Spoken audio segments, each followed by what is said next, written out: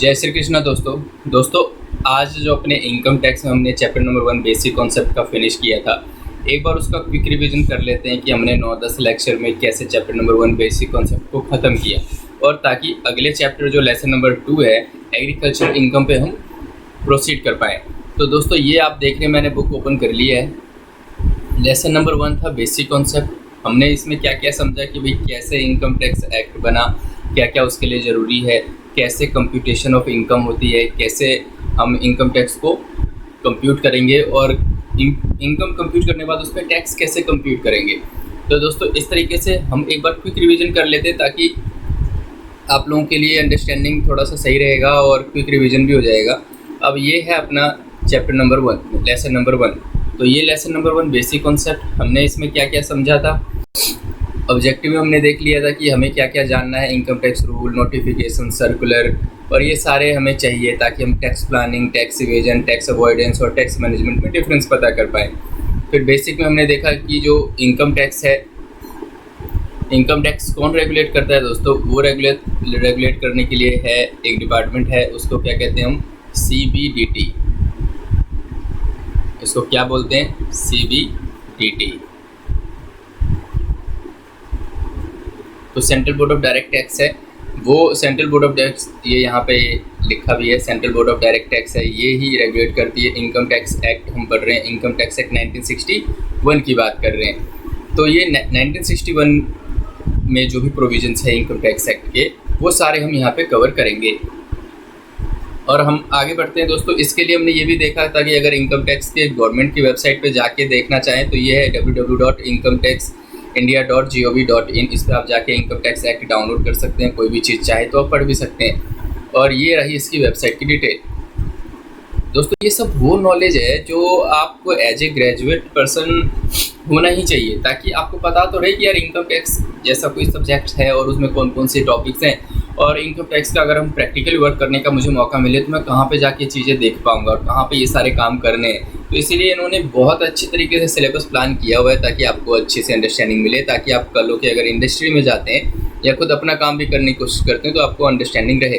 फिर है tax planning, tax avoidance, tax evasion और टैक्स मैनेजमेंट में डिफरेंस। तो टैक्स प्लानिंग में हमने देख लिया था किस तरीके से अच्छे तरीके से आप जो लीगली बेनिफिट मिले हैं एक्ट में, उसको पढ़ के समझ के डिडक्शन ले लेना, एग्जम्पशन ले लेना, अलाउंसेस जितने भी हैं वो सारे ले लेना, रिबेट के फ़ायदे, रिलीफ के सारे फ़ायदे लेके आप टैक्स प्लानिंग कर सकते हो। ये बिल्कुल लीगल है, कोई इसमें गलत नहीं है। एक है टैक्स अवॉइडेंस, जैसे कि अब टैक्स अवॉइडेंस में क्या होता है कि लोग अपनी लायबिलिटी को कम करने के लिए या फिर लायबिलिटी को रिड्यूस करने के लिए लीगली या फिर जो भी लीगल सैंक्शंस है ना, कुछ गलत करना है, मतलब एक जो लॉ बना है जिस गुड फेथ में बना है उस गुड फेथ को छोड़ के एक गलत तरीके से इस्तेमाल करना, लॉ को गलत इस्तेमाल करना, या फिर जो गुड फेथ में जो लॉ बनाया गया उसको गलत इस्तेमाल कर लेना और फिर टैक्स अवॉइडेंस करना। जैसे कि प्रॉपर्टी को ट्रांसफ़र कर देना किसी और के नाम पे, इससे ये सब गलत हो जाएगा। तो इससे ये है टैक्स अवॉइडेंस में आ जाता है। टैक्स इवेजन क्या है दोस्तों, टैक्स इवेजन में क्या करते हैं आप, एक ये तरीके से पनिशेबल ऑफेंस है, ये इलीगल माना जाता है, इसमें सज़ा भी मिलेगी आपको। लेकिन टैक्स अवॉइडेंस में जो है वो पनिशेबल नहीं है, उसमें आपको सज़ा नहीं मिलती है, लेकिन वो भी एक गलत काम है, उसमें आपको टैक्स वैक्स देना पड़ जाए। बट यहाँ पे एक पनिशेबल ऑफेंस है।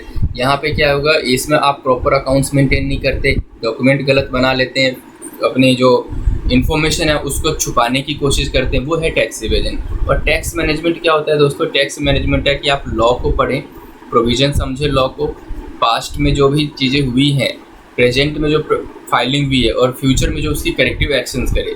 तो जो as a result effective tax management, penalty, penal interest, prosecution ETC can be avoided. मतलब ये कि अगर आप टैक्स मैनेजमेंट करते हैं तो पीछे की गई जितनी भी गलतियां हैं अगर उसको आप कम से कम कर सकते हैं, मैनेज कर सकते हैं। तो ये हमने टैक्स मैनेजमेंट में पढ़ा था। आगे चलते हैं, फिर डेफिनेशंस हमने कवर कर ली थी कि भाई इनकम की डेफिनेशन क्या है। तो इनकम तो बहुत सारे टाइप्स के हैं, लेकिन उन सारे इनकम को उन्होंने क्या किया, 5 टाइप में डिवाइड कर दिया कि भाई इनकम फ्रॉम सैलरी हो सकती है किसी बंदे की, इनकम फ्रॉम बिजनेस या प्रोफेशन हो सकती है, कैपिटल गेन हो सकता है प्रॉपर्टी और बेचने पे, या फिर इनकम फ्रॉम हाउस प्रॉपर्टी हो सकती है, जैसे रेंटल इनकम हो जाती है हाउस प्रॉपर्टी से, या फिर इन सब में अगर कहीं कवर नहीं हो रहा है तो फिर इनकम फ्रॉम अदर सोर्स में कवर हो जाएगा। तो ये सारी की सारी चीज़ें इन्होंने इनकम में हमें समझाने की कोशिश की है। जितने भी बेनिफिट्स हैं वो सब कहाँ पे कवर हम कर लेंगे। फिर है sir what is accrual of income. Accrual of income क्या होती है कि जैसे कि आपको एक्चुअल में इनकम नहीं हुआ है, कैश इनकम नहीं हुआ है, या फिर बैंक में आपकी इनकम क्रेडिट नहीं हुआ, बट इनकम एक्रू हो गया है, मतलब आज नहीं कल तो वो पैसा रियलाइज होना ही होना है। तो इन्होंने इनकम टैक्स वालों ने बोला भाई इनकम एक्रू हो गया है ना, तो कल होकर रिसीव भी कर लोगे, तो एक्रूवल के बेस पे हम तुम्हारी इनकम मान लेंगे। फिर उसके बाद एक कॉन्सेप्ट है what is income deemed to accrue और अराइज इन इंडिया। मतलब कौन सी ऐसी इनकम है जो मान लिया जाएगा कि ये इंडिया में एक्रू हुआ है या इंडिया में अराइज हुआ है। तो वो सारे के सारे केसेस थे कि भाई कैसे सैलरी अगर इंडिया में कोई बंदा ले रहा है तो फिर इंडिया में उसकी सैलरी मान ली जाएगी। इंडियन गवर्नमेंट से अगर कोई पैसा उसको मिल रहा है तो इंडिया में सैलरी उसको इनकम मान ली जाएगी। डिविडेंड मिल रही है किसी इंडियन कंपनी से तो इंडियन इनकम मान ली जाएगी क्योंकि इंडिया से एक्रू हुआ है। इसी तरीके से इंटरेस्ट है, रॉयल्टी है, टेक्निकल फीस है, अगर उसको इंडिया से हो रहा है तो इंडिया से अगर रेज हो रही है उसकी इनकम तो उसको मान लेंगे कि ये इनकम डीम्ड टू एक्रू और अराइज इन इंडिया है। लेकिन उसमें भी ये था कि इंटरेस्ट, रॉयल्टी और टेक्निकल फीस में 3 रूल बना दिए कि अगर आप गवर्नमेंट से, इंडियन गवर्नमेंट से आपको इंटरेस्ट मिल रहा है, रॉयल्टी मिल रहा है, टेक्निकल फीस मिल रहा है, ये तो पूरे के पूरे तरीके से इंडिया में एक्रू माना जाएगा। लेकिन रूल 2 ये बना दिया कि अगर आप किसी इंडियन रेजिडेंट से आपको पैसा मिल रहा है, इंडियन रेजिडेंट से आप इंटरेस्ट का चार्ज कर रहे हैं, उससे रॉयल्टी की फ़ीस ले रहे हैं, टेक्निकल फ़ीस की आप उससे पैसा ले रहे हैं, तो वो अगर जो रेजिडेंट इंडियन है, जो इंडिया का जो बंदा है जो आपको ये पे कर रहा है, वो बंदा अगर आपकी रॉयल्टी, आपके उस टेक्निकल नो हाउ का या आपके उस पैसे का इस्तेमाल अपने बिजनेस के लिए कर रहा है, बिजनेस करने के लिए कर रहा है, तो वो मान लिया जाएगा कि आपकी जो इनकम हुई वो इंडिया में ही हुई हुई। फिर ये when receive from a non resident, अगर आप किसी नॉन रेजिडेंट से ही टैक्स रिसीव मतलब ये सारी इनकम रिसीव करते हैं तो उस बंदे ने जो नॉन रेजिडेंट है वो उसका इस्तेमाल इंडिया में बिजनेस और प्रोफेशन करने के लिए कर रहा है, तो आपकी इनकम इंडिया में एक्रू मान ली जाएगी। 5वां था ये कि इंटरेस्ट जो रिसीव किया है outside India by a foreign bank from its branch in India, तो मतलब फॉरेन बैंक का ब्रांच इंडिया में और वहाँ से आपको इंटरेस्ट मिल रहा है तो वो भी इनकम एक्रू और राइज डीम्ड टू एक्रू और राइज इन इंडिया मान लिया जाएगा। फिर हमने पर्सन को समझा कि सर पर्सन कौन कौन से होते हैं, किसी को भी टैक्स कर दें क्या? नहीं, पर्सन में एक इंडिविजुअल है, HUF है, फर्म है, कंपनी है, एसोसिएशन ऑफ पर्सन है, बॉडी ऑफ इंडिविजुअल है, चाहे वो इनकॉर्पोरेटेड है या ना हो, लोकल अथॉरिटी है, और आर्टिफिशियल जुडिशियल पर्सन। इसकी डिटेलिंग मैंने अच्छे से समझाया है उस लेक्चर में, आप डिटेलिंग में भी जा सकते हैं, नहीं तो ये क्विक रिविजन करवा रहा हूँ मैं। फिर ये एसएससी है, एसएससी की डेफिनेशन हमने पढ़ा था कि सर एसएससी कौन होता है। एसएससी वो बंदा होता है दोस्तों जिसको टैक्स किया जाएगा, मतलब जिसकी टैक्स की लायबिलिटी नहीं बनती, वो एसएससी कैसा? तो एसएससी वो बंदा है जिसको टैक्स देना पड़ेगा, जो लायबल है टैक्स पे करने के लिए, तो ये एसएससी है, हु इज लायबल टू पे any tax in respect of home proceeding under this act. एक सेकंड दोस्तों, तो ये आप देख सकते हैं। तो इस तरीके से अगर किसी को पे पेनल्टी है वो भी एसएससी बन जाएगा, किसी को लॉस क्लेम करना वो भी एसएससी बन जाएगा, कि डिफ़ॉल्ट करेगा इनकम टैक्स में, चोरी कर रहा है इनकम टैक्स, वो भी एसएससी डिफ़ॉल्ट, मतलब वो भी एसएससी बन जाएगा। एसएससी ये नहीं कि जिसको टैक्स पे करना, अगर किसी ने कोई गलत काम कर दिया इनकम टैक्स के हिसाब से, जिसके ऊपर कोई केस आ गया इनकम टैक्स में, वो भी एसएससी बन जाएगा। किसी को लॉस क्लेम करना वो भी एसएससी बन जाएगा, कोई डिफ़ॉल्ट कर रहा है इनकम टैक्स एक्ट को मान नहीं रहा वो भी एसएससी बन जाएगा। तो ये हमारा एसएससी का था। फिर ये कैजुअल इनकम से, ये कैजुअल इनकम क्या होती है? ऐसी इनकम जो आप कभी कभी कर लेते हो, कोई रिकरिंग नेचर, जैसे मैं अगर जॉब करता हूँ तो मुझे हर मंथ सैलरी मिलेगी, ये मेरी कैजुअल इनकम नहीं, ये मेरी रेगुलर इनकम है। तो कैजुअल इनकम कौन सी होती है? ऐसी इनकम जो कभी कभी हो जाती है। कभी कभी मतलब कैसे कि आप लॉटरी है, जुआ खेल लेते हैं, कार्ड गेम्स है, पजल्स है, गैम्बलिंग, मतलब कोई गलत या फिर कोई प्राइज़ मिल जाता है आपको, किसी गेम में पार्टिसिपेट किया आपने, ये सारे कैजुअल इनकम होते हैं। तो कैजुअल इनकम में सर कौन कौन सी इनकम इंक्लूड नहीं होती, क्योंकि वो कुछ ऐसे काम भी होते हैं जो हम कभी कभी करते हैं, लेकिन वो फिर भी कैजुअल इनकम नहीं मानी जाएगी, क्योंकि दोस्तों कैजुअल इनकम पे मैक्सिमम रेट लग जाता है। मतलब इनकम टैक्स का जो मैक्सिमम रेट 30% से कैजुअल इनकम टैक्स कर दिया जाता है। इसीलिए हर कोई चाहेगा कि मेरी इनकम कैजुअल इनकम ना रहे। तो उन्होंने बोला कि अगर कैपिटल गेन है, आपने कोई प्रॉपर्टी बेच दी, कभी कभी बेचोगे फिर भी वो अपने कैजुअल इनकम में नहीं आएगी, ठीक है। कोई भी रिसीट है बिजनेस और प्रोफेशन या ऑक्यूपेशन से है, वो अगर कभी एक बार ही क्यों ना आई हो और आपका बिजनेस और प्रोफेशन है तो वो कैजुअल इनकम नहीं मानी जाएगी। एम्प्लॉई है उसको कभी कभी कुछ ज़्यादा रेम्यूनरेशन मिल जाता है, ज़्यादा सैलरी मिल जाती है, तो वो भी उसको कैजुअल इनकम नहीं मानेंगे। वॉलंटरी पेमेंट है, अगर आप ऑक्यूपेशन कर रहे हैं या फिर किसी बंदे को आप वॉलंटरी दे देते हैं किसी कोई पैसा, तो भी उसकी कैजुअल इनकम नहीं मानी जाएगी।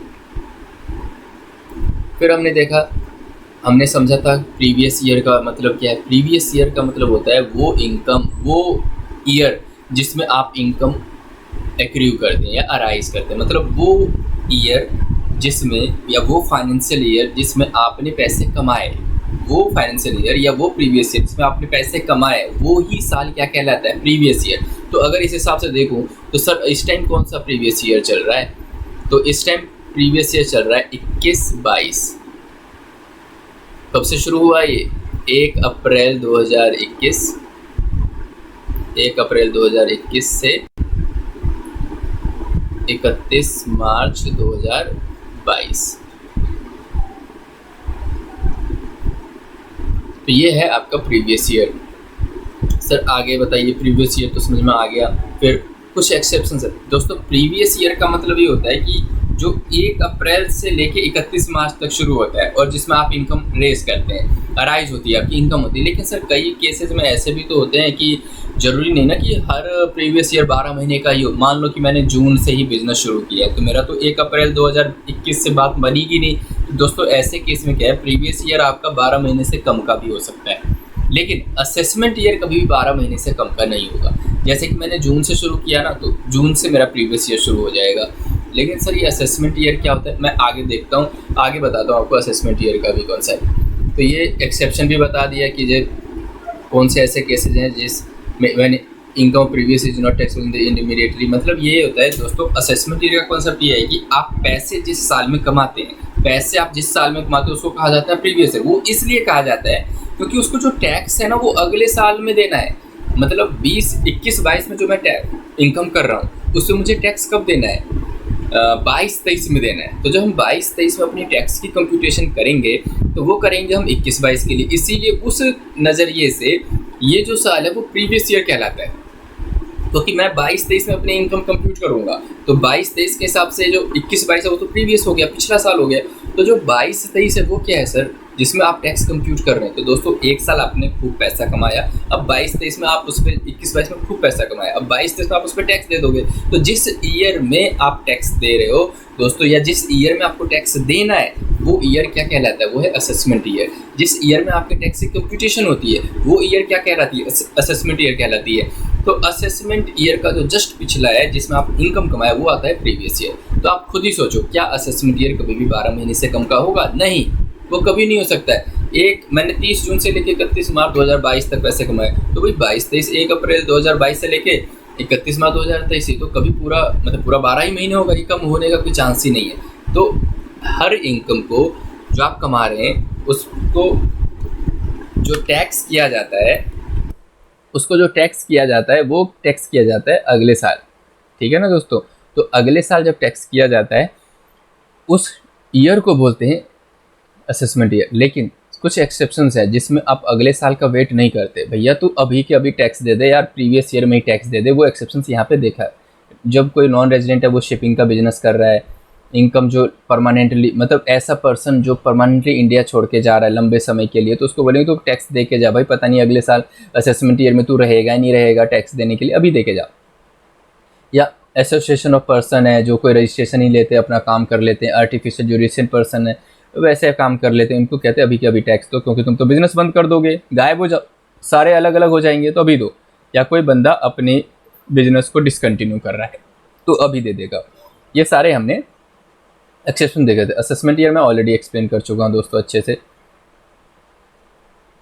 मैक्सिमम मार्जिनल रेट होता है, जो मैक्सिमम रेट क्या हो सकते हैं इनकम टैक्स में, तो मैंने बताया जैसे 30% मैक्सिमम है, उसके ऊपर से 4% ये लगा दिया जाता है और ये 10% सेस लगा दिया जाता है ज़्यादा से ज़्यादा टैक्स कलेक्ट करने के लिए। तो 30% प्लस 10%, 10% किसका, 30% का, और उस सब का 4% मान लो, टैक्स का 4%, तो ये टोटल होता है 34.32%। ये मैक्सिमम मार्जिनल रेट होगी।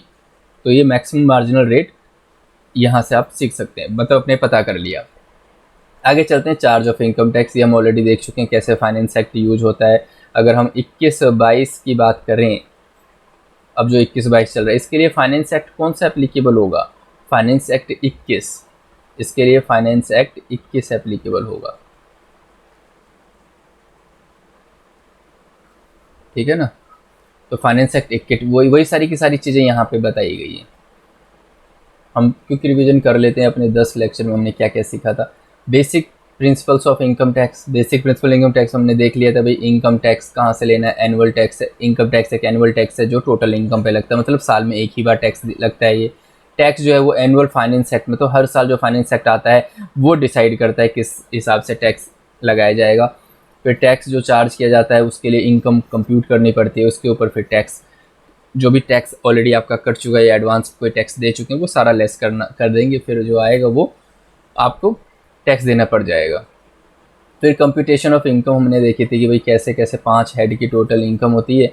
Salary, income from house property, capital gain, PGBP और इनकम फ्रॉम अदर सोर्स, ये सारे के सारे ग्रॉस टोटल इनकम आ जाएगा, उसमें से डिडक्शन दे देंगे। डिडक्शन के बाद जो आएगा वो हो जाएगा नेट टैक्सेबल इनकम।